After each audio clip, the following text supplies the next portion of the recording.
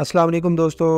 Itel, Infinix और techno के mobiles में नो ग्राफिक्स नो लाइट का जो इशू आता है वो आज इस वीडियो में हम आपको क्लियर करके दिखाएंगे और आपको बताएंगे कि आप इसको डीपली कैसे देख सकते हैं कि इसका फॉल्ट कहाँ से है और इसको कैसे क्लियर कर सकते हैं।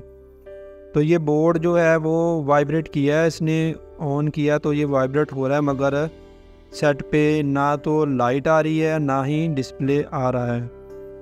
तो इसका बोर्ड में चेक कर रहा हूँ तो ये हीट हो रहा है ग्राफिक्स आईसी इसका LUB आईसी जो होता है वो हीट हो रहा है।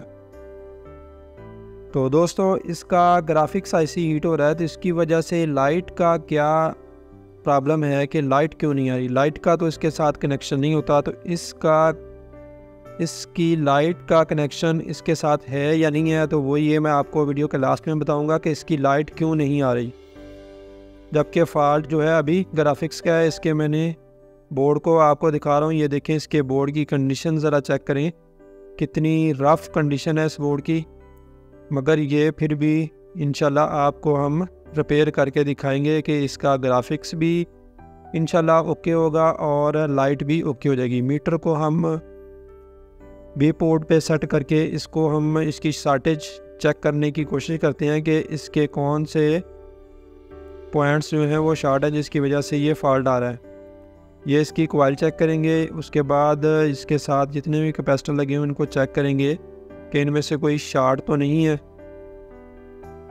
तो इनमें से तो कोई भी शॉर्ट नहीं है। अब नीचे जो जैक है यहाँ पे ये 3rd नंबर और 5 नंबर ये VSN और VSP का पॉइंट होता है, जिसमें -5 वोल्ट और +5 वोल्ट मिलते हैं। तो ये इस कैपेसिटर के साथ कनेक्ट होता है और ये तीसरे नंबर वाला जो है ये यहाँ पे कनेक्ट होगा।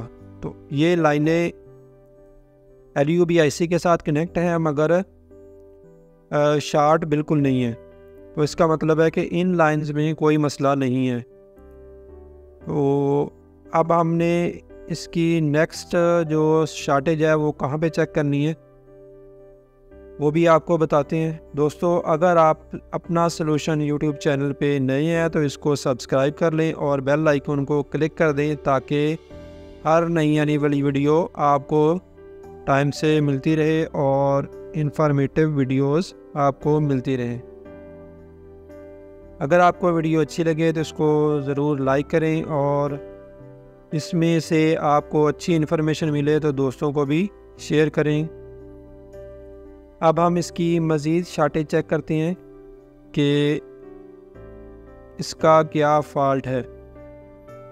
जो इसके आउटपुट के पॉइंट है वो सभी इसके क्लियर थे। अब हम इसके जो EN सिग्नल के पॉइंट होते हैं जिसके साथ इसका LUB IC एक्टिवेट होगा, ये जो मैंने 2 एरो दिखाए हैं आपको, ये 2 पॉइंट होते हैं इसके EN सिग्नल के। एक होता है ENN और एक ENP, एक पॉजिटिव का और एक नेगेटिव का।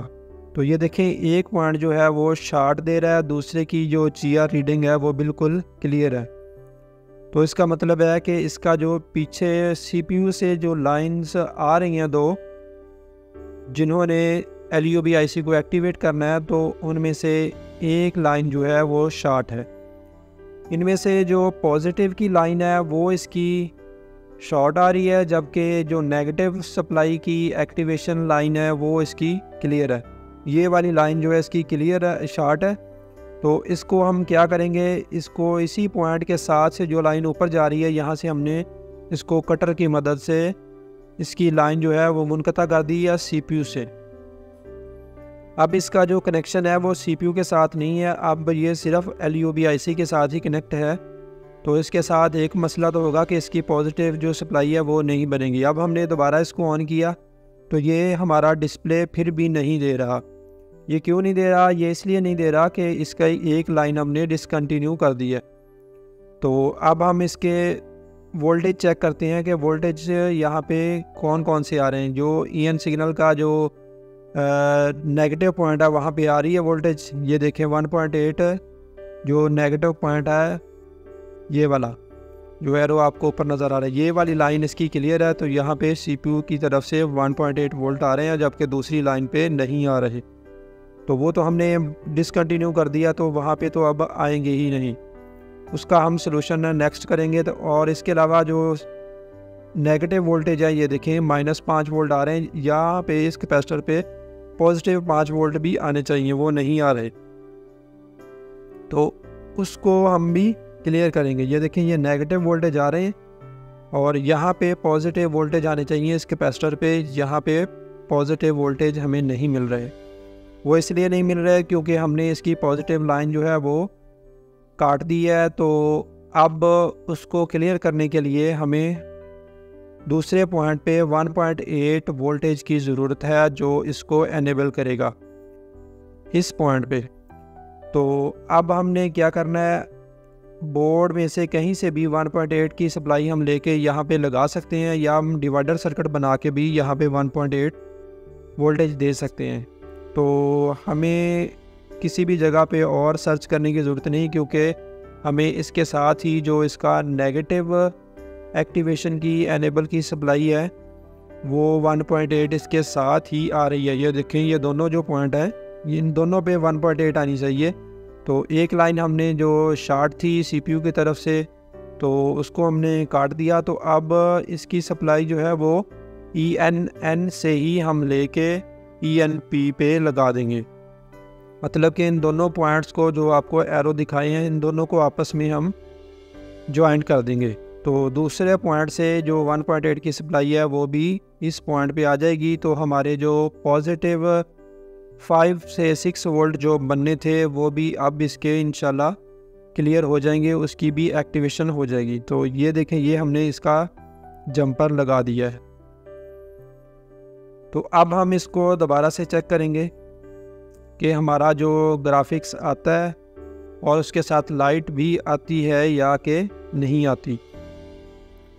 दोस्तों, अब हम इसको ऑन कर रहे हैं, तो ये वाइब्रेट हो गया। तो अब देखते हैं इसका डिस्प्ले आ रहा है। ये देखें, अल्हम्दुलिल्लाह इसका जो डिस्प्ले भी आ गया और लाइट भी आ गई है।